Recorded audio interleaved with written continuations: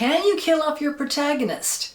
In my last video, I talked about turning your protagonist into an antagonist and why, for the most part, I don't think it's a good idea. You might leave your reader feeling a bit ripped off. This led me to another question. Can you get away with killing off your protagonist? Now, normally I'd say no, but if you're a seasoned enough writer, there are exceptions to every rule. I'm Susan McGregor, a professional writer and editor with over 30 years of experience. I've edited magazines, anthologies, and novels. Currently, I'm an editor with OnSpec Magazine, one of Canada's foremost magazines for fantasy and science fiction. Today on Writers RX, I will point to Brandon Sanderson's Mistborn Trilogy, where, spoiler alert for those of you who haven't read his Mistborn series, he kills off one of his protagonists. How does he get away with it? Let's find out.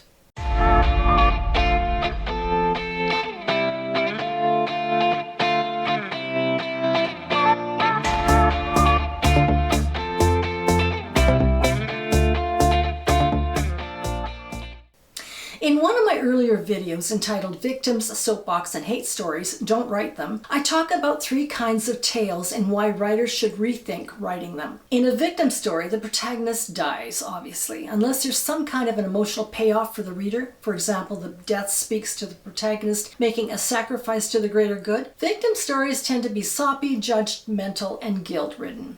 The theme often is, this is what happens when good people die, and it's all our fault because we didn't fill in the blank with whatever you want. We didn't stop the rich from taking advantage of the poor because we're too cowardly to confront them. We didn't stop big business from polluting our land, so the good die young, including us, etc., etc. These aren't satisfying stories, but sometimes a protagonist does die by the end, and sometimes writers can get away with it without leaving the reader feeling upset or judged. They accept that the death was unfortunate, but it's all right, maybe even expected. Within the plot setup, the death makes sense. So how can we as writers attempt a coup like that?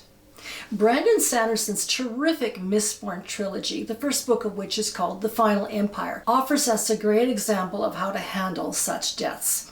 If you haven't read the series, I highly recommend it. Sanderson's a master world builder. His books present a cool kind of magic called allomancy, where talented characters burn metal magically to enhance their strength, ability, insight, etc. In The Final Empire, here's the spoiler coming up that I mentioned, so if you don't want to hear it or how Sanderson manages to get away with killing off one of his main people, stop watching this video now. In The Final Empire, Kelsier, one of Sanderson's 2 protagonists, and yes, I'd say in The Final Empire there are actually 2. Kelsier, the protagonist who we were first introduced to, he does die by the end of book 1. Now, how does Sanderson manage it? First of all, Kelsier isn't really a victim. Yes, he dies, but he chooses his death by becoming a willing sacrifice. He does this because he knows his end will spark legends about his abilities and his life as an allomancer. Kelsier knows these myths will raise him to a nearly godlike level, which is what the downtrodden masses of the Ska in the Final Empire need, so they'll be inspired to rise up and destroy the ruling class. Sanderson's logic about creating a new religion to replace the old, established evil one is a theme that's wrapped up in Kelsier's death. I feel Sanderson borrows theme heavily from the New Testament, where Jesus, as a man, is raised to a godlike status. Sanderson shows us a twist on this. He shows the political side, the strategy, and death required to overturn an old order. Secondly,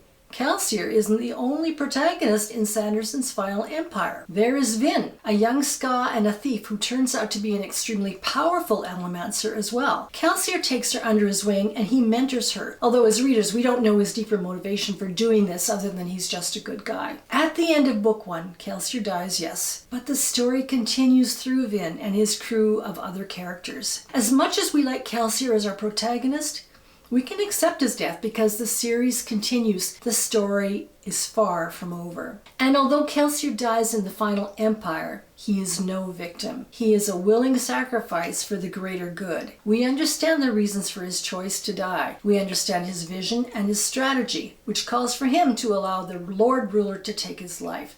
Sanderson is very clear that we understand this. We may question Kelsier's reasoning, we may question Sanderson's reasoning, but we can also accept it. We also have our second protagonist through Vin. If they were both to die by the end of book 1, now that would be a whole other matter. When else might you get away with killing off a major character? If one of your key characters is already dead, they're a ghost, for example. Or in death, they live a kind of half-life where death occurs in different stages, with the final stage being the ultimate end, beyond which we cannot see or know. This can also work. I use this to effect in my trilogy, The Tattooed Witch, where my character Alonzo is a high priest who has been murdered in chapter 1. Later, by about chapter 6 or so, he's resurrected by my protagonist Miriam, who brings him back into a half-life through a tattoo spell. Essentially, Alonzo survives in spirit form. Again, spoiler alert, he eventually crosses over into a final death, but it is his choosing. I won't give away as to why he does this. I don't want to spoil this completely, but yeah, that is his choice. Hopefully my readers will understand and accept this reasoning. So, can you kill off your protagonist? I'd say it's not a good idea unless, number 1, the death makes sense. It's understandable. Number 2, the protagonist isn't just a victim. They have a choice in making their ultimate sacrifice. And number 3, there may be another main character protagonist who shares the plot.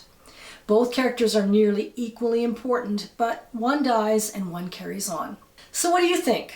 Are there other exceptions to not killing off a protagonist? Feel free to comment. I'm Susan McGregor, and this is Writers RX, where I offer prescriptions for your fiction. If you like this video, please give it a thumbs up, and if you haven't already subscribed, please do. Thanks for watching.